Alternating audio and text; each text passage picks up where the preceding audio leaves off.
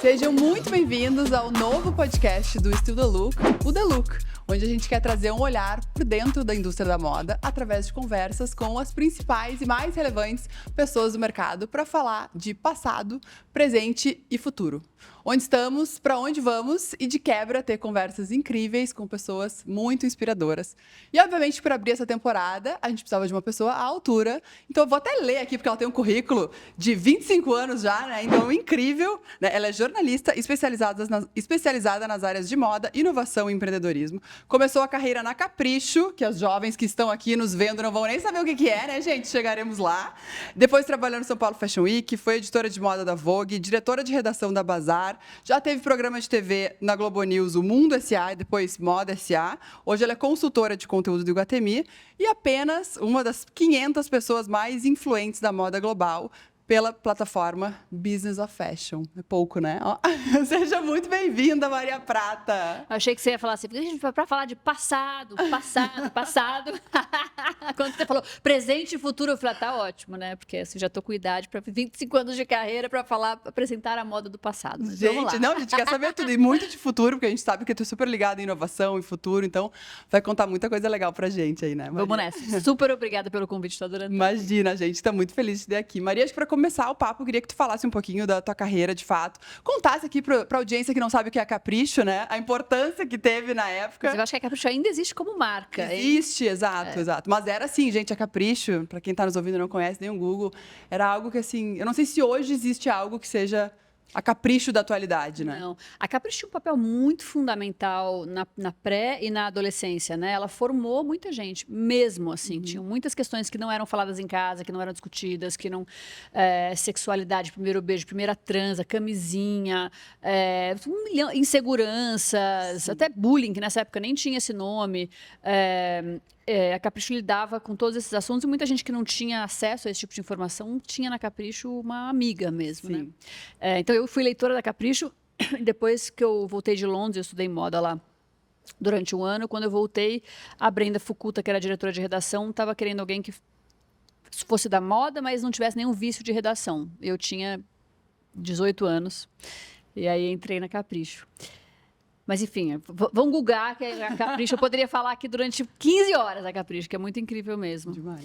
E aí, eu sou filha de jornalistas, então, muito da minha entrada assim, nesse universo foi por causa de contatos dos meus pais, amigos dos meus pais. Então eu posso dizer hoje em dia que eu tive privilégio muito, assim, todo mundo pergunta, mas como que você esteve em lugares tão legais, tão rápido e tal? Basicamente porque eu conhecia as pessoas que trabalhavam lá. Essa era a primeira, uma porta de entrada, assim, enorme. Aí, claro, depois tive que ralar que nem... Claro, porque eu ouvi tu falando isso em muitas entrevistas, falando, gente, eu estava no lugar certo, na hora certa, muitas vezes, mas eu acho que, e às vezes as pessoas falam de sorte, mas é muito quando a oportunidade encontra o preparo também, porque, né, ok, o privilégio pode ter aberto essas portas, mas ele não teria te mantido nesses lugares. Exatamente, né? Acho que é exatamente isso. Eu tive como entrar, mas eu poderia ter saído rapidamente. E não era fácil, assim, era um negócio... Bom, Capricho, eu trabalhava na Capricho enquanto eu fazia faculdade. Então, às vezes eu saía da redação, eu fazia faculdade de manhã, ia para a redação à tarde. Às vezes eu saía da redação 9, 10 da noite, ia para casa para fazer trabalho da faculdade, virar à noite para ir para a faculdade. Era uma loucura, era realmente bastante trabalho. E depois foi assim durante muitos anos. Quando eu entrei na Vogue também, eu já tinha 25 anos, mas acho que como editora de moda era uma idade muito jovem mesmo. Era uma redação super pequena, super enxuta, e a gente fazia aquela revista que às vezes era revista desse tamanho, assim, quando o papel ainda era o principal meio de comunicação. Então a revista era um negócio super importante. A gente trabalhava 14 horas por dia fácil, todos os dias. Muitas vezes não tinha fim de semana, feriado. Não tinha. Era uma coisa que hoje, por exemplo, com 2 filhas, eu seria incapaz de fazer. Porque eu realmente não tinha mais nada para fazer fora dali, a não ser ir para balada 1 hora depois, assim. Mas foi um intensivão. E aí... Depois da Vogue... depois da Vogue eu comecei a fazer televisão na Fashion TV Brasil, na primeira versão da Fashion TV. Aqui ainda, gente, olha que gafe. Mas foi muito legal, porque foi meu primeiro contato com televisão. Eu comecei a fazer, olha que engraçado, estava já caminhando para o mundo de hoje, assim. Eu tinha um blog que chamava Prata Porter, eu era da Vogue ainda. No Prata Porter eu comecei a fazer uns vídeos para o blog com a Camila Guerreiro, que é minha super amiga e parceira de trabalho. E a gente começou a fazer esses vídeos e eu comecei a adorar fazer vídeo. Daí eu soube que a Fashion TV estava chegando no Brasil. Eu fui lá bater na porta para falar, vocês não querem fazer uma parceria, pensar uma coisa com o Vogue? Daí o Daniel Conte, que era o diretor, falou, a gente, na verdade, está precisando de uma editora-chefe aqui, você não quer? Aí eu falei, será? Eu falei, quer saber? Eu vou. Porque era para trabalhar a Fashion TV naquela época, era da Turner, era um produto da Turner. A Turner é do grupo Time Warner. A Turner é dona da CNN, da TNT, da Cartoon, enfim. Para mim foi uma experiência incrível trabalhar numa empresa desse tamanho, internacional. Aí depois a moda, o papel me sugou de novo, eu fui para a Bazar. A Bazar era da Carta Editorial, que era quem fazia a Vogue na época que eu trabalhava na Vogue, então a Patrícia me chamou para voltar, ela estava lançando a Bazar no Brasil. E assim como a Fashion TV é um projeto de lançamento que eu adoro começar as coisas, assim. Acho que é a parte mais legal de um trabalho, é você começar uma história. E aí, por causa da minha experiência na Fashion TV, a Eugênia Moreira, que era diretora da Globo News, falou, você não quer fazer um programa aqui sobre empreendedorismo? Eu falei, empreendedorismo?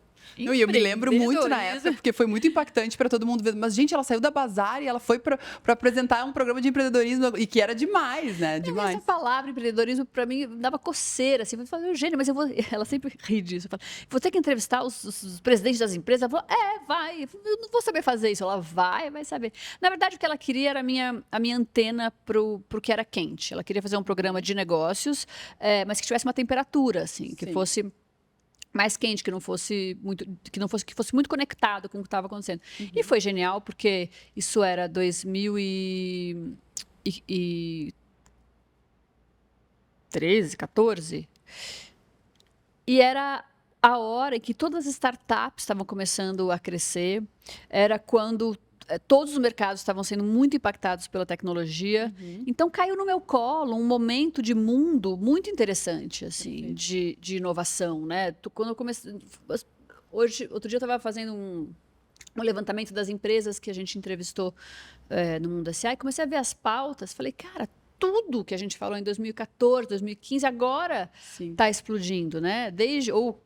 Mas assim, lá atrás a gente já falou de fintech, de drone, de inteligência artificial, era muito novo, era tudo muito novo. Às vezes tinha pauta que a gente demorava, sei lá, 1 ano para conseguir fazer, porque não tinha case o suficiente. Porque no programa a gente tinha que falar com 3 ou 4 empresas sobre um tema.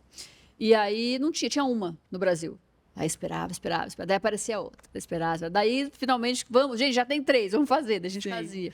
E timing é muito importante, né? Eu fico falando para todo mundo também. O Estilo da Look surgiu em 2012, mas talvez se tivesse sido alguns anos depois, já não teria tido o mesmo impacto. Ou eu vejo também o contrário, negócios que eu penso, putz, se esse negócio tivesse lançado hoje, estaria bombando, mas lançou cedo demais. Então, acho que foi um momento de leitura do mercado perfeito mesmo, né? Muito. Mas foi muito legal. Foram 5 anos, né, de Mundo S.A. E aí na pandemia, a Globo News virou um canal de 24 horas de notícia no ar. Então, eles tiraram uma faixa... Tiraram 11 programas do ar, programas que não eram de hard news. Foi uma pena, assim, até hoje eu falo que nos órfãos de Mundo S.A., todas as pessoas me param na rua, e o Mundo S.A., o que aconteceu? Por que saiu? Mas eu fico muito feliz porque a gente saiu do ar por um reposicionamento do canal, mas a audiência era muito boa. Tinha semanas que a gente era a maior audiência do canal, que era incrível. E o lado comercial também. Então, a gente saiu muito, muito bem colocados, assim, né? Foi um projeto que me deu o maior prazer. E teve o Moda S.A. também, mas não foi uma temporada específica. Moda S.A. a gente fez uma temporada. E era também o impacto da tecnologia, da internet, das redes sociais no mercado de moda. Então, a gente falou com Patrícia Bonaldi, que era um fenômeno de rede social, né? Começou muito forte assim, com Camila Coutinho, enfim, muita gente que está hoje em dia muita força ainda, está lá. Que demais, Maria. E de lá para cá, assim, quais são as principais mudanças que tu vê, até pegando o gancho da própria TV, né, de grade, hoje como pulverizou a informação também, eu acho que os próprios programas de TV, hoje tu vê que eles já têm muitos cortes para ir para mídias sociais também, então tem gente que acompanha o programa através dos conteúdos de redes sociais. Quais foram as principais mudanças que tu notou do início da tua carreira, da Capricho para cá? Assim? Quantas horas a gente tem? Muitas horas. Não, mudou, virou do avesso, né? virou do avesso, era o que eu estava falando. Capricho era a única fonte de informação de uma menina pré-adolescente, adolescente. Era ali que ela conseguia todas as informações que ela precisava. Depois, quando eu entrei na Vogue, ainda era assim. Quando eu entrei na Vogue, a gente, os jornalistas, né? Só os jornalistas iam aos desfiles. E eu lembro que a gente se dividia, né? Cada um ia para alguém ia para Nova York, alguém ia para Paris, e quando a pessoa voltava, a gente falava: e aí? Sim, para contar tudo. Como foi? O que teve? Porque tinha que voltar para as redações, aí a gente tinha que receber as fotos das agências de notícia, aí a gente ia ver, então chegava, e agora? Tudo muito curto. Muito curto, agora eu disse, a Prada foi não sei o quê. Não tinha como saber antes disso, era muito... Hoje, pensando assim, é inacreditável, né? Então, a gente voltava, a gente pensava como é que a gente ia dar, qual tendência primeiro, o que tinha que falar já, o que tinha que falar depois, né? O que era a tendência que ia sumir rápido, o que ia ser mais perene. Tinha uma decisão editorial ali, que a gente ia fazendo, que hoje em dia, imagina, isso saiu completamente das mãos dos editores, né? Até os convites dos desfiles. Assim, hoje em dia tem muito mais influenciador do que jornalista nas primeiras filas. E a passagem da notícia, né, a comunicação, está na mão deles, está na mão dos influenciadores. Não, e eu lembro quando surgiu ali, foi o boom das blogueiras, que acho que foi bem em 2011, 12 também, e que foi uma guerra entre jornalistas e blogueiras, né? Que achavam que estavam perdendo espaço. Hoje, acho Participei de inúmeras mesas para discutir com... mentira, conta os bastidores aí pra gente, então. Tinha evento, e daí era assim, os blogs, o novo jornalismo de moda, como é que... E aí a gente ficava discutindo isso, o que pode, o que não pode, a apuração da notícia, né? As blogueiras podem falar sobre esse assunto, mas elas não apuram, elas não são jornalistas, elas imaginam. Sim. Era uma besteira, era uma mudança de mercado enorme que estava acontecendo e todo mundo meio querendo entender, né? Sim. Eu mesma tinha um blog, chamava Prata Porter, ia muito bem, obrigada. Se eu tivesse seguido, estaria rica hoje, parei. Tudo bem. Mas eu acho que mudou demais, assim, eu fico muito impressionada em ver o quanto o mercado... Assim, virou do avesso mesmo. A informação vem de outro lado, chega em outras pessoas, não era todo mundo que tinha um interesse por esse universo. Democratizou muito, né? Democratizou muito, eu acho que tem as duas pontas da história. Assim, democratizou muito o acesso à informação. Então, todo mundo... né, pode ver, tem esse acesso, mas, por outro lado, eu acho que também deu uma importância a certas coisas que não precisavam e não tinham antes. Então, tem muita gente que está ficando refém de tendência, isso que a gente vê no TikTok, né, não sei o que lá, core, não sei o que lá, trend, não sei o que lá, core. Isso é uma loucurinha que está fazendo mal ao mundo, assim. As pessoas estão consumindo loucamente, porque agora eu preciso entrar nessa tendência, porque agora... Antigamente não era assim, era mais devagar, e era mais saudável, e era mais sustentável. Então, hoje em dia, eu fico assustada de ver a quantidade de jovens reféns de tendências de moda inúteis, para ser bem sincero. Sim, sim. Não, e o tempo das coisas, né, também. Então, ontem mesmo eu estava jantando com uma amiga que tem uma super marca, super conhecida, a gente estava falando sobre onde investir, que canais, que influenciadoras ela estava trabalhando. E ela mesmo falando, eu só consigo hoje justificar um investimento que me traga um ROI, né, um retorno desse investimento muito alto. E às vezes a gente vê, mas tem canais que eles vão estar ali para construir marca. Ele não vai te trazer a venda naquele segundo. Então, como que tu trabalha a construção de marcas se tu não tem tempo, né? Então, a gente vê antes, as marcas investiam em revistas, investiam em TV, em outros veículos, né, que mudou muito de lá para cá. Então, qual que é a tua visão disso, acho que dessa mudança?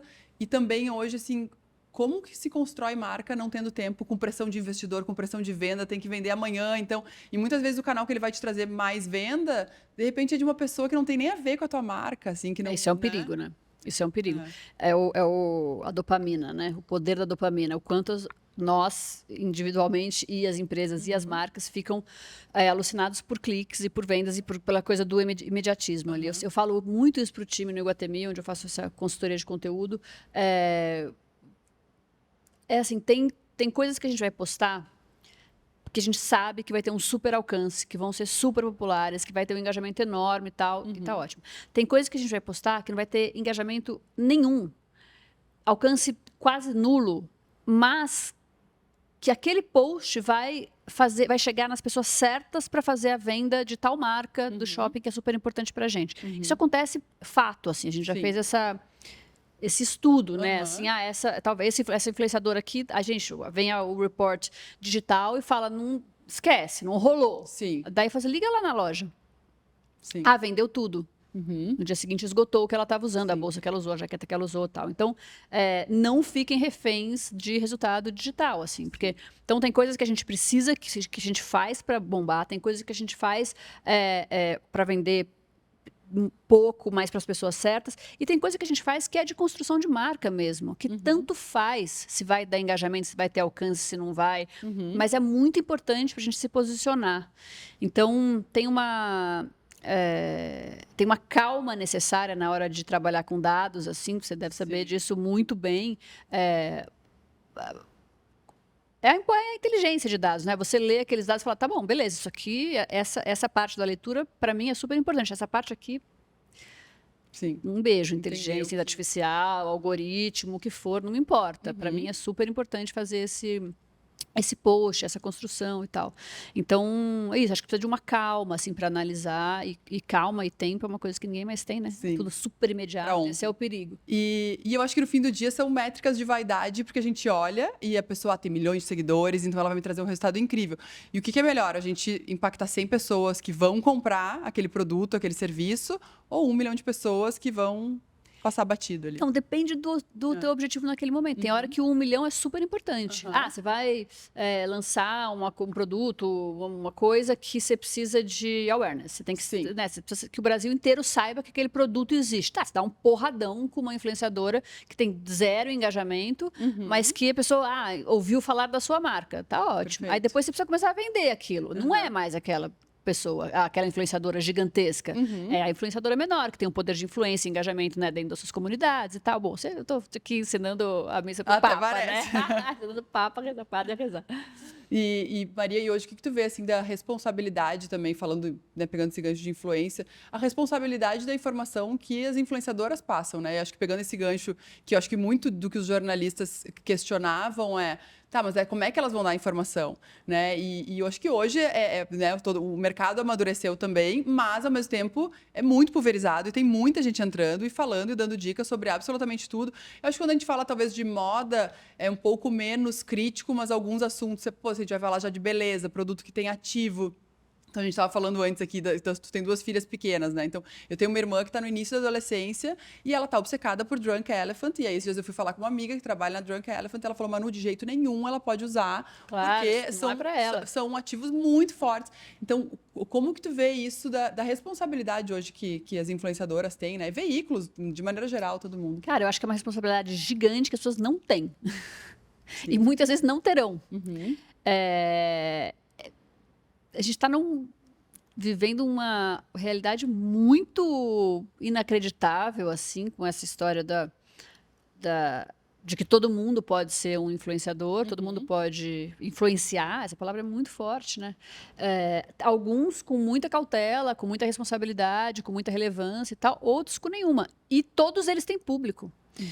Então, até fiz um post recente a partir de uma matéria do New York Times que uma ex-correspondente da Casa Branca cunhou esse termo que chama influencers, que é info de informações, né? Que são influenciadores de notícia. Que são, por um lado, um alívio, porque são canais de notícia nas redes sociais, os influencers, de gente muito séria, que tem acesso à informação, que a matéria até cita que um dos influenciadores foi indicado para fazer uma entrevista com alguém da Casa Branca, eu não sei, mas era uma coisa super oficial, assim, que tinha os veículos oficiais e tinha um influenciador, e que isso é novo. Ótimo, incrível, você tem acesso à informação de uma outra maneira. Por outro lado, também tem milhões de canais de notícia que geram fake news atrás de fake news. Agora, nas eleições americanas, a gente vai ver o que vai acontecer. Vai ser muito pesada essa guerra digital. Então, é um mundo muito estranho de estar vivendo.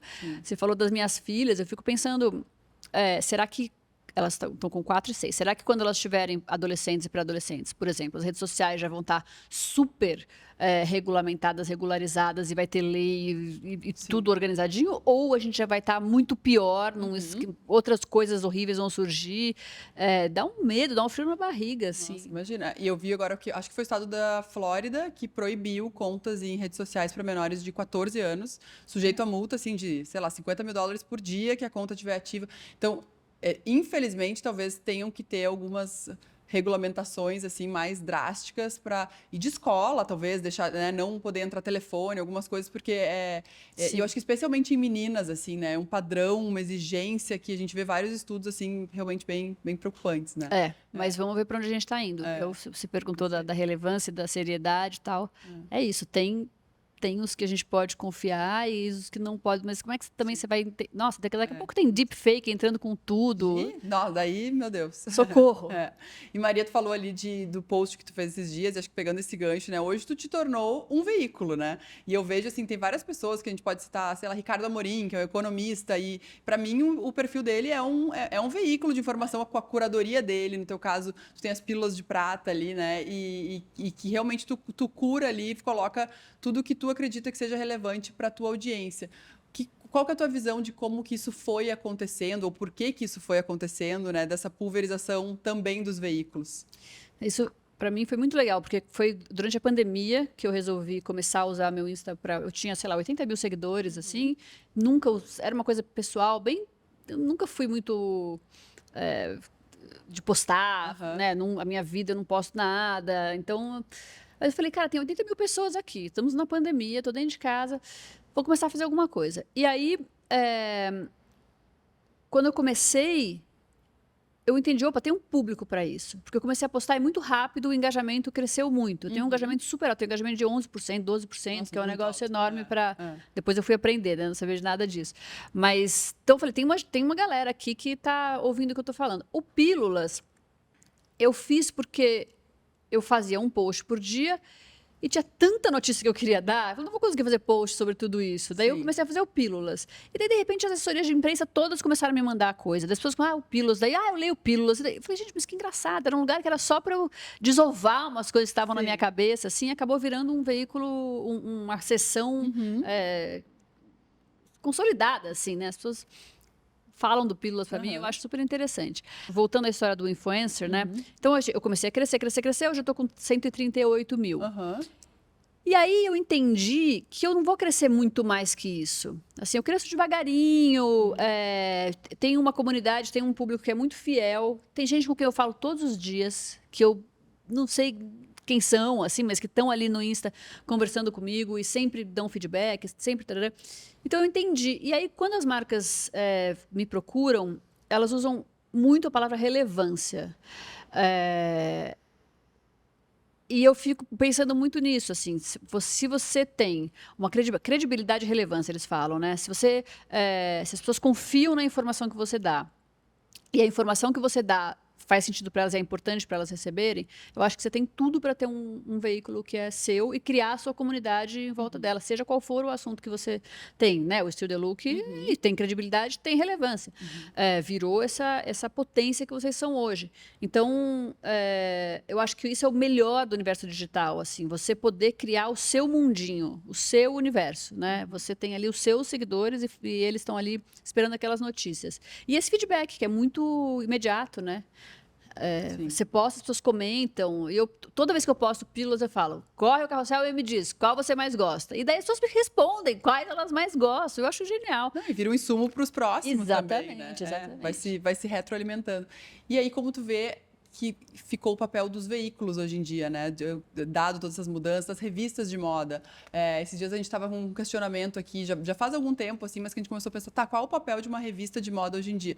E na minha visão, eu sempre adorei consumir revista de moda, hoje consumo digitalmente, mas sempre foi um papel de ter a melhor curadoria no melhor lugar, mas ao mesmo tempo hoje é tudo tão rápido que às vezes espera um mês para aquela revista impressa fechar, aquilo já é antigo, todo mundo já viu aquilo, já está cansado, já foi para o próximo core, para a próxima tendência. Assim como o próprio jornal, televisão, se a gente vai esperar para, sei lá, assistir o Jornal Nacional de noite, eu já vi todas as notícias durante o dia, né? Então, como que tu vê essa transformação, assim, e que tu, falando aí um pouco de futuro, que tu imagina que seja um passo? Eu acho que as revistas precisaram se reinventar, entender o lugar que elas têm. Então, por exemplo, na minha época, a chamada de capa era uma coisa fundamental.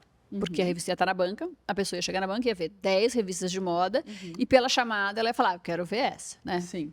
Então, você colocava lá as tendências, sei lá, 24 sapatos e 52 bolsas da melhor da estação, queda de cabelo, como lidar, sei lá, né? A pessoa ia pela chamada.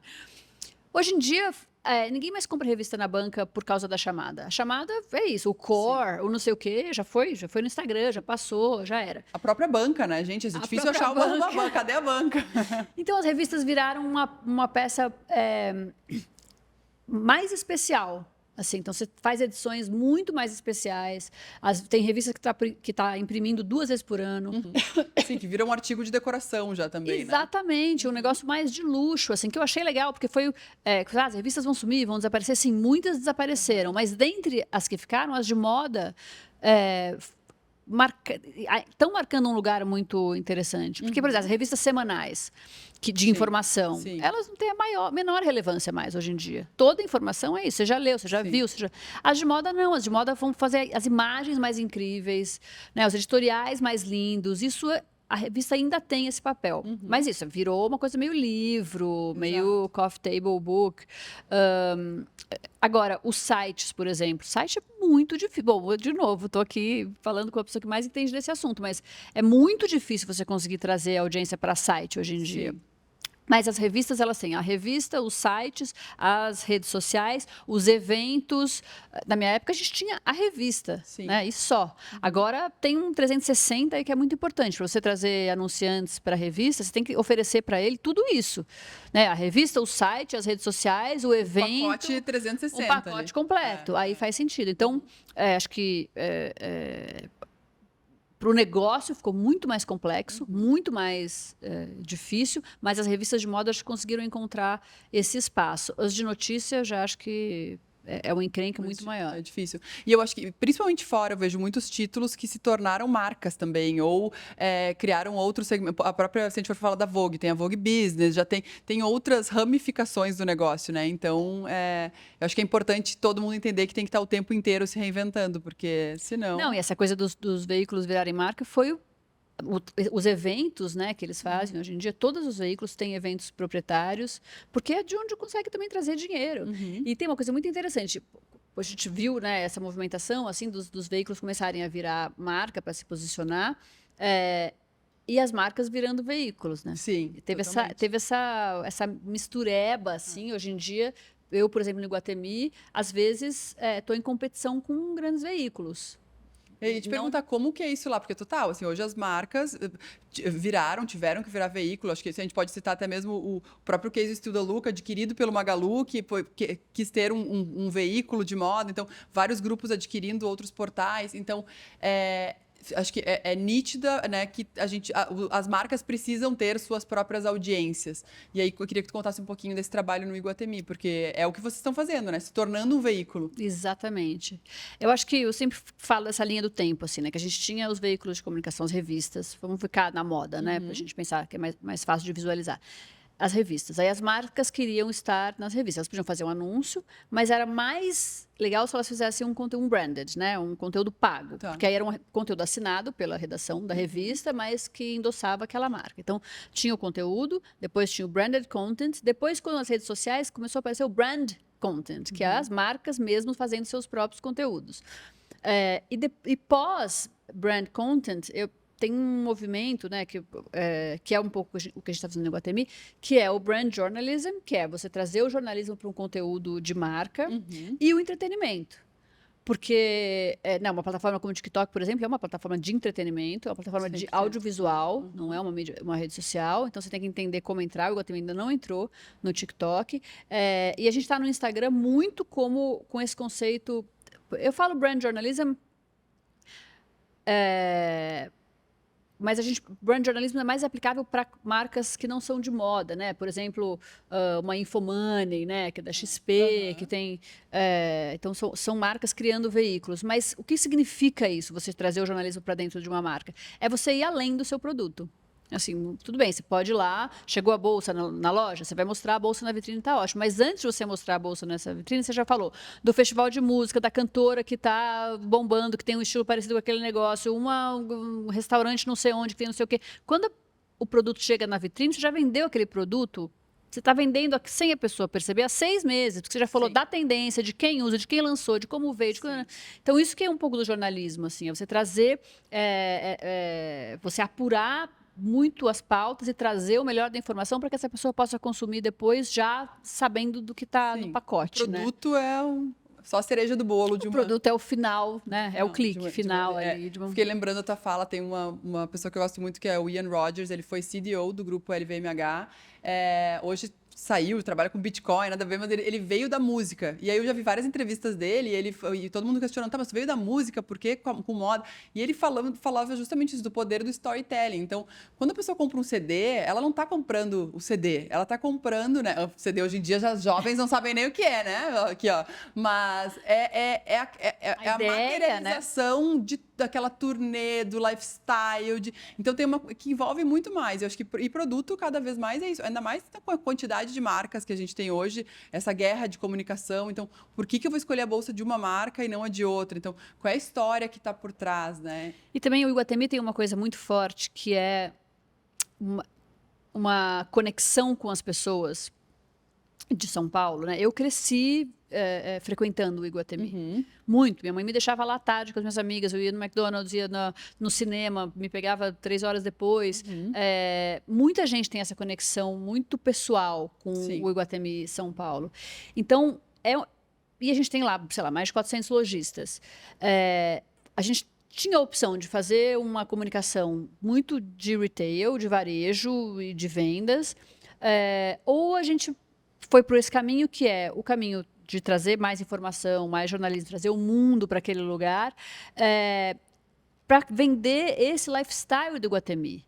Para criar, porque hoje em dia a gente cria muitas memórias nas redes sociais, infelizmente. Então, como é que a gente traz essa conexão das pessoas com o Iguatemi também no universo digital, né? Que não seja só no presencial, porque a pessoa está aqui também, ela pode comprar no 365, enfim, ela pode nem ir até lá.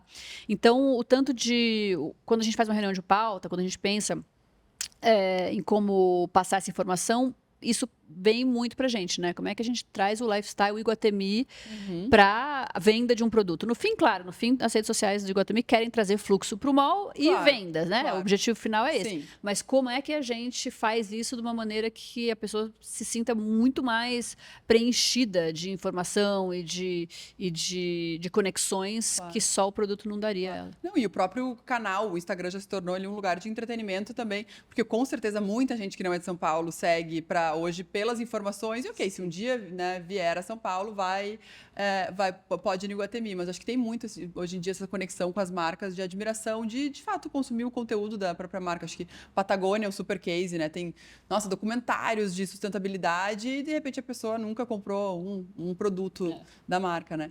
E, Maria, a tua visão, assim, do que tu vê ao longo desses 25 anos, né, da questão de humanização das marcas, principalmente, de mostrar cada vez mais o rosto de quem está por trás. Acho que benefícios e perigos disso, né? Acho que tem vários... Um que me vem em mente agora, se for falar de, sei lá, Dolce & Gabbana, já teve 1000 casos super polêmicos de falas deles, né? Que, obviamente, refletem na marca, porque é quem está por trás da marca. Como que tu enxerga isso hoje? Eu acho que isso também é um asset gigante, né? Que as marcas têm hoje em dia que não tinham. A própria Patrícia Bonaldi é um exemplo disso. Lembro lá atrás, quando eu fiz a matéria, ela era um fenômeno de rede social. Ela não era ainda um fenômeno...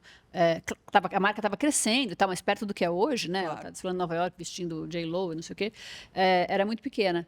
E foi a imagem dela que foi construindo essa marca. As pessoas queriam ser ela, queriam parecer com ela, queriam... então, eu acho isso muito, muito rico.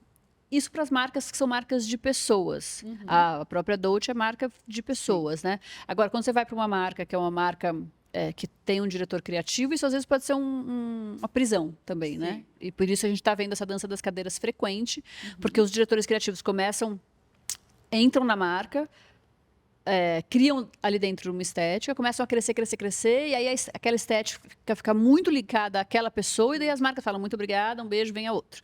Porque não podem ficar dependendo da imagem de uma pessoa só. Mas é muito difícil uma marca de luxo, né, que não é uma marca proprietária do estilista,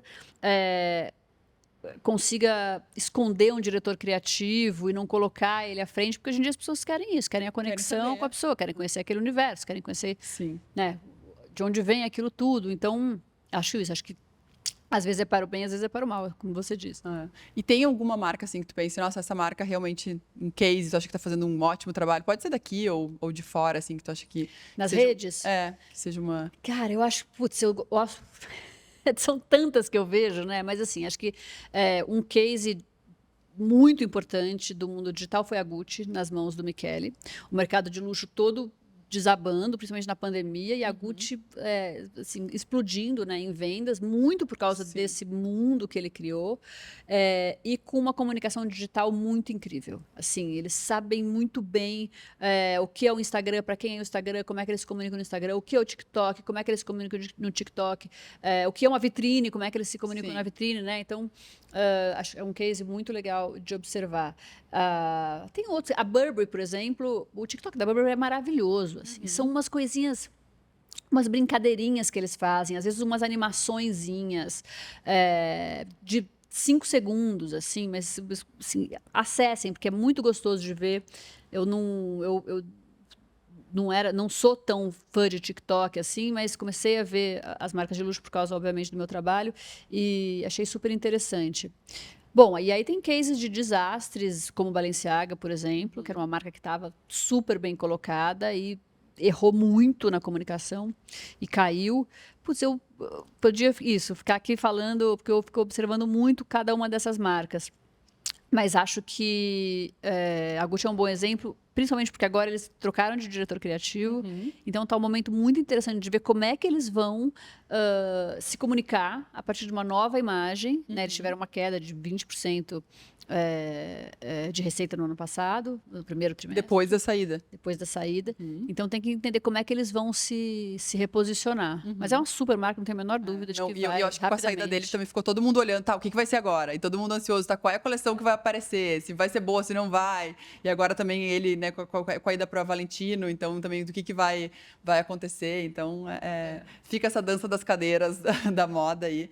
E aí, falando, né, disso, de dança das cadeiras, de trabalhar com moda especificamente, hoje tem um assunto que é cada vez mais falado, acho que a gente recentemente até falou no painel lá do JK, do Iguatemi Talks, né, sobre a questão geracional também, de como que hoje as pessoas estão começando a trabalhar com moda, o motivo pelo qual elas vêm a trabalhar com moda ou não, se querem se tornar influenciador. Tu mencionou aqui, na Capricho eu trabalhava 14 horas, e hoje em dia já né, isso não acontece. Então, tua visão também, passado, presente e para onde estamos indo em relação ao futuro do trabalho? Cara, eu acho que a maior dificuldade para mim, que tenho um time, né, preciso de gente para trabalhar comigo, a maior dificuldade que eu tenho é encontrar pessoas que querem estar ali e se dedicar àquilo full time, porque existe a ideia de que é possível se fazer sozinho, né?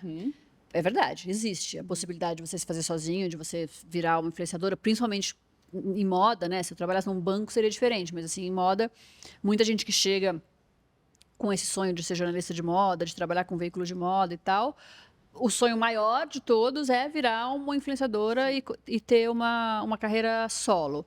Então, é muito difícil, às vezes, de administrar expectativas e realidades, assim, né? A pessoa quer ser uma creator, uma influenciadora de sucesso, mas ela tem que sentar a bunda ali e trabalhar o dia inteiro para fazer posts onde o nome dela não vai aparecer. Eu entendo a dificuldade. E eu entendo que é muito sedutora essa ideia de você poder se fazer sozinha ou sozinho. Mas é um perigo também. Porque imagina o nível de frustração que as pessoas não vão ter ao perceber que pouquíssimas delas vão, de fato, ter sucesso, ganhar dinheiro, conseguir se fazer, né? Ser self-made. Então, acho que tem um tanto de achar, né, qual é o tipo de pessoa que tem que trabalhar, que consegue trabalhar desse jeito, qual é o tipo de pessoa que não consegue, mas era uma preocupação que a gente não tinha antes. Sim. Antes, bom, diabo veste Prada, né, Sim. Andrea? Todo mundo quer o seu emprego. E era isso, todo mundo queria estar na Vogue, trabalhar com a Vogue, dizer que está na Vogue. Hoje em dia não é assim, então é um desafio para quem está do lado de cá, assim. Ao mesmo tempo, é um prazer enorme trabalhar com uma nova geração que traz 1 milhão de coisas que eu falo, quê? Assim, eu trabalho com uma turma que tem, até nem é tão nova assim, que tem 30. Mas eu já acho, eu tenho 45, 15 anos de diferença nesses tempos que a gente vive. Às vezes é um gap enorme. Às vezes eu faço uma piada e eles ficam me olhando assim, eu falei, não, né, não. Mas eles brincam, eles falam, Maria, você acha que a gente tem 17 ou você tem 72? Você acha que o gap é muito maior. Não é, para com isso. Mas é impressionante, assim, é muito diferente. Então, muitas vezes eu fico só me alimentando deles, porque eles trazem coisas, falam coisas, estão olhando para lugares que eu jamais olharia sozinha. Não, e é uma loucura também. A gente tem um podcast junto com a B3, que a gente fala muito sobre independência financeira feminina, sobre, enfim, ganhar, guardar dinheiro. E a gente estava falando esses dias também sobre a questão financeira hoje, dessa profissão, o influenciador, ou trabalhar com conteúdo, porque muitas vezes são pessoas autônomas que, às vezes, acabam ganhando muito dinheiro muito rápido, e muitas das entrevistadas já falaram isso também, começam a viver um padrão que depois elas não conseguem manter, porque o mercado também vai pulverizando, vão vindo novos nomes, não se prepara para o futuro. Então, é algo que tu chega a conversar com o teu time, assim, ou com, enfim, com... Não chego a conversar, deveria, mas eu acho um perigo isso. O que eu acho mais perigoso é a frustração, assim, porque tem uma ansiedade enorme, vou conseguir, vou fazer. Em uma semana de moda, por exemplo, Paris, né? Cara, você vê todas as camadas de influência, assim, você vê a influenciadora, todas as influenciadoras, as maiores do mundo, que estão ali chegando para os desfiles, ricas e gatas, e não sei o quê, tarará. Depois você vê uma outra camada, que são as médias, e depois você vê as meninas que são, que geralmente são as do país mesmo, né? Porque não foram para lá, mas que são pequenininhas e que estão tentando, que estão na porta do desfile, fazendo a foto do look na porta do desfile, sem ter o convite para o desfile, para dizer que está lá. Aquilo me dá uma depressão. Eu falo, gente, é um pouco como, sei lá, os jogadores de futebol, né? Que tem milhões de meninos que querem ser jogadores de futebol no Brasil, no passado, e achando que iam ser os próximos Ronaldo, os próximos... e não vão ser. Então, junto com a ansiedade que as redes sociais trazem hoje em dia, tem uma geração que vai se frustrar muito, e eles não estão preparados para se frustrar. Sim. Então, eu fico aflita de ver, assim. Eu não sei muito como balancear. Uma entrevista tua falando isso da questão de telefone, que tu não dá para tuas filhas, porque elas têm que aprender a se frustrar e vou estar 1 hora de voo com elas e vai ser terrível, vou ter que pintar, colorir, vou ter que fazer 1000 coisas, mas elas vão ter que aprender. Eu acho que tem muito a ver com isso. Voltei domingo na Páscoa agora de avião, queria jogar assim pela janela. Mas é isso, eu não dou o telefone. Sim. Tem que saber se frustrar. Sim. Aí a Laura fala, mamãe, mas não tem nada o que fazer. Inventa o que fazer. Não... Sim, a criatividade, o ócio criativo ali. Isso aí. E até falando isso de semana de moda, Maria, hoje a gente é muito diferente da época que tu falou, alguém voltava, agora tem a saia, a mini saia. O que te chama atenção hoje numa semana internacional, se estiver olhando à distância, né? Porque também é todo mundo cobrindo, e eu me questiono muito, porque eu fico olhando, todo mundo vai, mas será que é legal porque tem que estar bem vestido para chegar no desfile? Mas qual é o intuito de estar lá? Qual é o propósito? Será que tem que cobrir ou não? Então, até aqui mesmo no Estúdio Look, a gente cobria muito, uma época a gente parou, daí a gente voltou, e a gente ficou se perguntando de que forma é legal cobrir, assim, né, para o público. Essa é uma pergunta dificílima de responder, assim. A gente se faz essa pergunta o tempo todo também. Pessoalmente, vou dizer o que aconteceu comigo. Eu fui perdendo a vontade de estar no desfile, que era uma coisa que eu, durante muitos anos, eu ficava louca para ir para as temporadas internacionais, né? Ia chegando, eu ralava 14 horas por dia todo dia, porque eu sabia que uma hora em setembro e março, fevereiro ali, ia ter a semana de moda e tal. Era uma coisa muito especial para mim. Mas eu fiz isso muito, né? Eu fui a muitos desfiles. E quando o mercado foi mudando, e quando eu fui começando a poder ter acesso ao desfile assistindo live. Claro, não é a mesma experiência, mas para mim foi mudando, esse desejo foi minguando. Assim, eu não tenho hoje um grande desejo de estar na sala de desfile. Tanto que em Iguatemi, o que a gente fez foi a nossa Bárbara Migliori, nossa diretora de moda. Eu nem peço convite para mim, não, a Bá e cobre, vai fazer isso muito melhor que eu. Ela tem uma expertise, um olho muito melhor do que o meu para isso. Mas o que me interessa numa semana de moda, isso também é novo, não tinha antigamente. Primeiro, você visitar todos os showrooms das marcas pós-desfile e ver as coleções de perto. Eu acho muito mais legal do que o desfile, porque aquele show e aquela guerra de egos e não sei o que, hoje em dia não me interessa tanto mais quanto ver a roupa, ir no showroom, conversar com o assessor de imprensa, entender, ouvir eles falarem das peças. Então, isso eu adoro. E tem um networking que acontece também durante a semana que é super importante. As marcas todas fazem evento, marcas nacionais, marcas internacionais. Então, você tem um contato com muita gente que interessa, depois aquilo fica com você para sempre, né? Então, eu acho que as semanas de moda, pessoalmente, como eu falei, hoje em dia faz muito mais sentido. Faz sentido ir, não preciso mais estar no desfile. Antes, não estar no desfile era uma tragédia. Sim. Quando a Vogue tem convite, a Bazar não tem. A Elle tem convite, a Vogue não tem. Era uma coisa assim. Qual lugar se é na primeira fila, se não é. Primeira fila, segunda fila. A moda é o único mercado do mundo que você vê, categoriza as pessoas, né? Fila A, fila B, fila C. Sim. Nossa, eu comecei a cobrir, é super interessante. Eu comecei a cobrir, o Brasil não tinha, as marcas de luxo não estavam aqui, não tinha Shopping JK, não tinha as marcas de luxo no Iguatemi, não tinha. E eu lembro o primeiro desfile da Chanel que eu vi era a fila H. E era gigante no Campalé, assim. Fila H, lá em cima, teve show da Lily Allen, no desfile. E aí a gente foi descendo.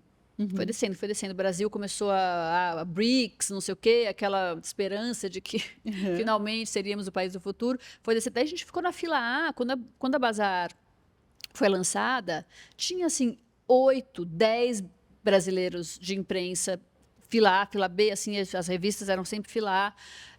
E daí agora o Brasil começou a voltar um pouquinho, tem poucos convites e tal. Mas essa mudança de propósito da semana de moda foi super interessante de ver. Mas é legal porque também é uma semana onde está o mercado inteiro no mesmo lugar, então para realmente se conectar. E às vezes não só semana de moda, mas feiras. Então as meninas aqui acabaram de voltar do Salto by Saltas também. Então é um momento, por mais que, a gente pensa, mas tá todo mundo aqui, os brasileiros todos lá agora, sim, mas naquela semana tá todo mundo se propondo. E tá certo, temos que estar lá, né? Temos que estar vendo. E um outro ponto que eu pensei em viagem também, eu tenho várias amigas que são compradoras de marca, trabalham em grandes marcas e tem muita viagem de pesquisa. E esses dias eu perguntei para uma delas, mas ainda faz sentido viagem de pesquisa hoje em dia, quando tu pode abrir o e-commerce de todas as marcas, tu pode... E aí ela respondeu até que um ponto que eu fiquei pensando que fazia muito sentido até pela proporção do que tu vê em loja, né? Como que os produtos estão ali... A própria grade de tudo, como as quantidades de cada produto, essa proporção mesmo. Como que tu enxerga nesse sentido esses outros tipos de viagem, assim, para Cara, eu acho que viagem para pesquisa é genial. E tem uma coisa que é o autoral, assim. Claro, você pode pesquisar em todos os sites o que as pessoas estão fazendo, o que as pessoas estão comprando, o que as pessoas estão vestindo, mas quando você chega num lugar e sente aquilo, aí você pode trazer o que é só seu. Sim. Né? Claro, você tem que estar alinhado com certas tendências, entendendo para onde é que o mercado está olhando, mas é muito importante para uma marca que tenha coisas que sejam só suas. E só vivendo você consegue, né? Só sentindo um gosto, um cheiro, uma sensação, visitando de perto. Eu acho que eu sempre tive muita inveja de quem faz viagem de pesquisa de tendência. Nunca pude fazer, mas eu acho genial. Genial. É justamente você sair do seu universo e se alimentar durante um tempo de outras coisas completamente diferentes do seu universo. Eu acho genial. Ontem eu estava entrevistando a Luana, que tem a Troc, né, que é um second hand gigante, foi adquirido pela Arezzo, enfim. E ela estava falando que ainda tem muito preconceito com brechó, porque as pessoas ficam, energia, roupa de defunto, né? E aí ela falou, eu fui agora pro Salto by Saltos, e ela, para mim, a grande sacada do Salto by Saltos inteiro foi que eu entrei num brechó e a entrada era cheia de cristal. Ela falou, gente, é isso. Então, o que eu vou botar na Troc para as pessoas acharem que eu estou limpando, ou de fato, né? Não é nem achar, é quem acredita, limpei essa energia, então... Ou então aqui só se vende roupas de pessoas com energia boa. Exatamente. Ou os defuntos positivos também. Então, é muito louco. E são de fato, assim, sacadas que a gente pega pega só em viagens mesmo, né? E Maria, caminhando pro final já aqui nosso papo, que acho que cada pergunta dava muitas horas de conversa, mas eu fiquei pensando também na evolução, né? A gente vai ter em breve aqui o Dando da Way, que tem uma história, uma trajetória incrível, e como mudou o mercado, desde modelo para influenciadora, mas pensando até em fotógrafo, stylist, hoje o protagonismo que todo mundo tem, né? E essa diferença. Isso, queria muito saber da tua acho que pra gente se encaminhar pro fim, da tua visão, assim, ao longo desses 25 anos. Cara, mercado de modelos virou outra coisa, né? E ainda bem, se você quer saber. Era uma coisa muito padronizada, eram aquelas meninas todas iguaizinhas, a gente recebia as polaroids, não sabia meio quem era uma, quem era a outra. Aí, claro, tinha uma que se destacava absurdamente, tal, mas era assim, era um monte de igualzinha para ter duas que você falava, nossa, essas são as que a gente quer, né? Com que a gente quer trabalhar e tal. Aí, a história da diversidade. Gente, o Brasil não tinha modelo negro na passarela, era uma coisa, um absurdo. E eu lembro de falar sobre isso, não com a indignação de hoje, porque para mim era meio normal, era um absurdo a gente não se questionar tanto assim. E as agências falavam isso, é muito difícil encontrar, muito difícil. Imagina, na hora que precisou, choveu, meninas lindas, maravilhosas, incríveis. Isso é muito legal de ver. Isso é uma coisa. A outra coisa que mudou completamente é que hoje em dia a modelo precisa também ter presença nas redes. Precisa, né? Quanto mais ela tem espaço digital, mais força ela tem para as marcas e tudo. Então, isso mudou radicalmente.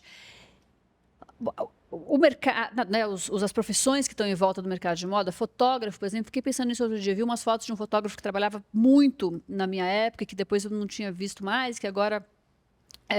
fez um trabalho recente, fiquei pensando nisso. Falei, cara, tem fotógrafos que não conseguiram acompanhar, porque a mudança estética é tão grande, quando você fala de universo digital e tal, que muita gente ficou para trás mesmo. E aí tem uns gigantes que continuaram. O Bob, por exemplo, até hoje trabalha muito Sim. bem, e tem uma coisa dele que é só dele, né? Que é a coisa do retrato, que ninguém faz retrato como ele. E isso é muito atemporal, então ele continua lá. Mas os fotógrafos de moda, que eram os de moda mesmo, assim, tem muitos que não conseguiram se reinventar. E tem a coisa do vídeo, né? Que agora o audiovisual é muito mais forte. Então, muitos fotógrafos que só faziam a foto. Hoje em dia, uma revista que já não tem quase de dinheiro, melhor pegar um fotógrafo que faz a foto e faz o vídeo do que um que só faça foto. Então, tem uma coisa de reinvenção no mercado, assim. Novos profissionais foram surgindo. Ou até uns que viraram influenciadores também, né? Então, tem fotógrafos que tu vai, eu quero a foto, mas eu quero que tu poste também essa campanha, os bastidores. Stylist, gente, é chocante, né? Assim, daí começa a guerra das celebridades para quem vai estar com aquele stylist, porque também daqui a pouco não consegue atender todo mundo ali. Mas os stylists viraram celebridades. Agora, o Brasil tem o Pedro Salles, que é chocante o trabalho dele, assim. A gente trabalha com ele no Iguatemi e acho que ele é um artista, assim. O que ele faz é inacreditável. E eles chamaram o Pedro aqui, ó. Muito. Ele odeia dar entrevista. Se ele vier, eu vou bater nele, que eu já pedi muito, ele nunca me deu. Mas ele é muito maravilhoso, gente. Ele tem um olhar, assim, né? O trabalho que ele faz com a parceria que ele tem com a Sabrina Sato é histórica. Assim. Lá na frente a gente vai olhar para trás para ver tudo junto, fazer exposição, que é muito impactante mesmo. Demais, demais. Maria, acho que para finalizar, queria a tua visão de futuro, assim, do mercado de maneira geral, né? E para ter quem quer trabalhar com moda também, né? O que é imprescindível hoje, a pessoa tem que se informar, o que ela tem que fazer e para onde estamos indo? Quem tiver a resposta de milhões aqui, por gentileza. Tá, é a pergunta de $1 milhão. Não tenho a menor ideia. Não tenho a menor ideia do que vai acontecer amanhã. Fico pensando, gente, minhas filhas, em que mundo elas vão viver? Eu não sei. Eu não sei. Tenho medo mesmo, assim. Não sei. Essa pergunta a gente pula. A outra pergunta do mercado de moda, quem quer trabalhar com moda, a primeira coisa é interesse, né? Assim, eu entrevistei agora um monte de gente para uma vaga que a gente tinha aberta. Aí, de repente, chega uma pessoa que o olho brilha. Você pergunta uma coisa, ela fala disso, fala daquilo, você fala, gente, que incrível, né? Aí pronto. Então, sim. Eu acho que o interesse é muito fundamental, muito fundamental. O resto se arranja. Se arranja, né? Perfeito. E eu adorei a resposta do futuro também, porque eu acho que hoje em dia é tão bom de falar não sei. Porque todo mundo sabe tudo, né, gente? As pessoas fazem uma pergunta, não, porque isso e eu acredito... Gente, não sei, não sabemos, então a resposta é o futuro, não sabemos. Se você tiver outra resposta, pode comentar aqui embaixo. Se souber um pedacinho, na hora que eu trabalho com inovação. coração, eu fico Aí nos olhando para conta. isso, olhando para o futuro. Não sei. Demais. Maria, muito obrigada. Estou muito feliz aqui, nossa abertura. Tenho certeza que vai dar muita sorte para a nossa temporada. Eu que agradeço. Volte sempre. Muito obrigada. Você é um exemplo. Essa entrevista que você fez comigo era você que tinha que ter respondido Até tudo. parece, querida. Sim. Obrigada. Obrigada. Gente, deixem comentários abaixo, compartilhem. Espero que vocês tenham gostado do nosso primeiro episódio e nos vemos na semana que vem.